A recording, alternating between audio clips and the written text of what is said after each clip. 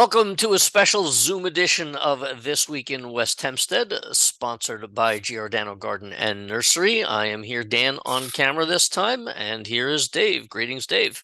All right, Dan. Thank you so much. And we're on Zoom today, and not in our usual studios in downtown West Hempstead or the presidential section. The reason is I got COVID. I tested positive a week ago, so I've been in a little bit of some isolation. The good news is, fortunately, I've for the most part have been asymptomatic and. Looking to get back into the general population next week, but the news In the doesn't wait. meantime, we get a Rona episode, and here we are. So Yes, we wanted to start, Dave, did we not, with the election results? yeah, So absolutely. And fortunately for me, I voted in the early election, so I didn't have any issues with going to the polls on election day, which would have been a problem with COVID. And I think the most important election, the first one to talk about, is really what happened with Esposito in the fourth congressional district here in West Hempstead, right? all right, and that is a seat that, let me just make sure I've got this right. This is a seat that flipped, that was a Democrat seat and is now a Republican seat. By the way, just while we're talking about it, the third district had the same thing, and that's on the North Shore. Mm-hmm. Mr. Santos defeated I think it was a Zimmerman. I don't know who that was, Right, but Robert Zimmerman. yep. So we've got a couple of seats flipping on Long Island. Yeah, and Laura Gillen, as far as I could tell, she put up a really good fight. There was certainly a lot of signage all around West Hempstead. I know that she made herself available to the people in the community, and it was really close. I mean, it Yep. was basically 51.89% to 48.8%. Yep. So, just really a margin of 2 percentage points between the two of them. And so it shows you close race. This area is really divided right up the middle between Republican and Democrat. And I guess that's the new reality. Yeah, I don't know. I mean, I'm not a political expert here. I don't know that we should read too much into this particularly. Obviously, more Republicans came out to vote, relatively speaking. It's, again, as you say, a very thin margin. And we'll see what that means. There are, in fact, still, based on some research I've got going on here, in New York State, there's still two districts that have yet to formally decide their votes. One of them, which I'm doing a guess here, looks to be in the Dutchess County area, certainly north of Westchester. Still undecided. The Democrat at the moment, according to this, is at 50.4%. The Republican at 49.6%. And then there's an upstate one near Syracuse, which is also like really the thinnest of margins, the Republicans leading there. Um, Wow. but there are a couple of seats that did flip from one party to the other, and I don't know how much that means, but certainly it was. I don't know that we got the wave people were talking about here, but certainly at least a couple of things did switch sides. Yeah, it wasn't really a wave as much as maybe a little bit of the rising of the tide. Possibly, Things yeah. are things are starting to move a little bit more on the Republican side. Ed Robb was won his reelection here locally, but then on the other hand, looking at at the state governor election, that Kathy Hochul was pretty strong and 55% versus 44%. I think if I Although the current thing I'm seeing right now has her closer to 53 and him at 47. yeah. For whatever that's worth. I think, relatively speaking, Mr. Zeldin put on a pretty good show for a state that's pretty heavily Democratic, but again, she won. That's where things are.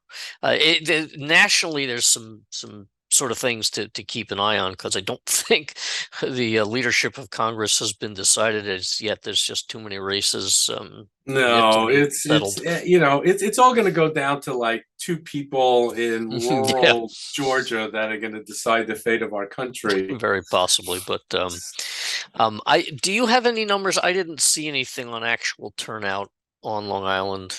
No, anecdotally, it's hard for me to tell since I went during early voting, but Mhm. we can go find out and take a Yep. look at the numbers and go from there. The only other thing to call out here, we did that special episode with our neighbor Joe Verone. That bond measure that he talked about did in fact pass overwhelmingly near. I mean, they haven't even counted all the votes, but it's nearly 70 to 30%. Yeah, So it's I think it's good for New York State. I think it's good for our future. I think it's good for our, children and our grandchildren, and clean water, clean air. It's really nothing more important than that right now. So we got to do what we got to do. yep. And as somebody who doesn't like government spending, at least with bonds being sold, they're not necessarily just taking taxpayer money out. They're going to sell bonds to anybody who wants to buy them, and hopefully will deliver on what they promised. So interesting election period, but obviously we have sort of yet to see what the change will be on the national level. Yeah. So, we should turn our attention to a story that we were covering for the last couple of weeks, and just kind of a weird and a little bit frustrating footnote to it. And the story is in regards to the 12-year-old who was killed in a horrific accident crossing Woodfield, and then subsequently we had that meeting at Veterans Hall where we had the local politicians along with uh, Police folks were there, and the yep, police representatives, exactly. And so a couple of days after that, as they mentioned in the meeting, they put out a speed clock, I guess is the right technical term. As cars go by, it measures the speed. It's been proven to be an effective deterrent uh, for many reasons. And as a matter of fact, the first time that someone from our group went out to look at the clock, it was working so well he couldn't find anyone who was going over the speed limit because it really brought the speed down. but So it's hard to have a deterrent when did we not have a change? What happened, yeah, David? yeah. So of course they took the sign away. I mean, it's so typical. So the thing is actually working, and people are doing what they're supposed to do, which is to slow down. And literally after only about a week, and I'm not even sure if it was there for a full week, the police department moved it away. So I'm not sure exactly what signal it's sending. Certainly the signal is that there's not enough of these devices in To go Nassau around, yeah. County. Yeah. But besides that, it's just like really frustrating. I mean, we heard people in the Veterans Hall meeting who are fearful for their kids' lives on a daily basis, just waiting for the bus on Woodfield. The police start to do something, and then they're like, "No, that's okay. We got other things to do." Yeah, it's very disheartening to watch a meeting like that or be in a meeting like that and have them say, we understand, we appreciate it, we need to change what we do, and then the change sticks around for, as you say, all of about 5 minutes. That's not what anybody was asking for. What they were asking for is, what can we do to see that, particularly that the kids are safe, school buses stopping by and people speeding around them. It's just not right. So we need to check up with them and follow up and say, okay, you put it out there, why didn't you leave it? Yeah, and it's our objective, and it's our goal to make this an issue because the traffic has gotten out of control only by being a pain in the side of the politicians and the police department.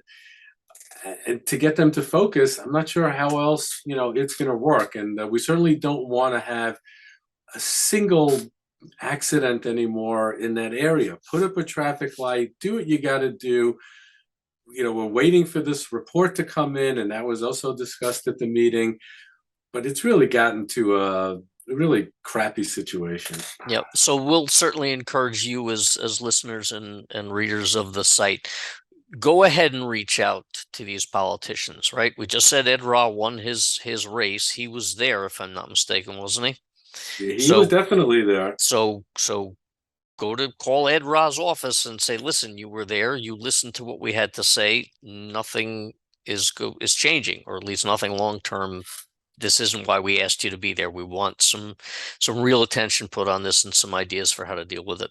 Exactly. Really well said. It's the buck's got to stop somewhere. These politicians got elected for another term. Please help us out for the sake of our kids. Do what you got Absolutely. to do. Yep. So I think we got to end on a good note, and certainly on it's been tremendous pleasure watching the success of the West Hempstead Rams football team. And yet again, last week they defeated the Island Tree team by a score of 27-13. Their record has gone to 8-1, and their number, I think they're third in their division, and it's really incredible to see. Yep. Yep, and we certainly encourage people to support them. I know you've mentioned a couple of times one of their players in particular has been excellent this season. Yeah. So it's certainly a nice thing to build, as they say, Ram pride, and we certainly want to cheer for them for doing so well. Yeah, the student's name, Jonathan Balthazar. And last week he had 101 yards and a touchdown on 17 carries. So that's just kind of like an average day for the kid. I mean, Okay, well, it's really incredible. And with I saw 17 something more on. carries than I could have. So Yeah, it's really up. Yeah, and us both together. So Dan, thank you for hanging in there for Norm and doing absolutely. this on Zoom remotely. And we look forward to getting back into the studio next week. We got some Thanksgiving programming coming up and a lot of exciting things in the future. Thanks for watching, everybody. As always, if you'd like to sponsor this or other programs, reach out to us at sales@westhempsteadecho.com.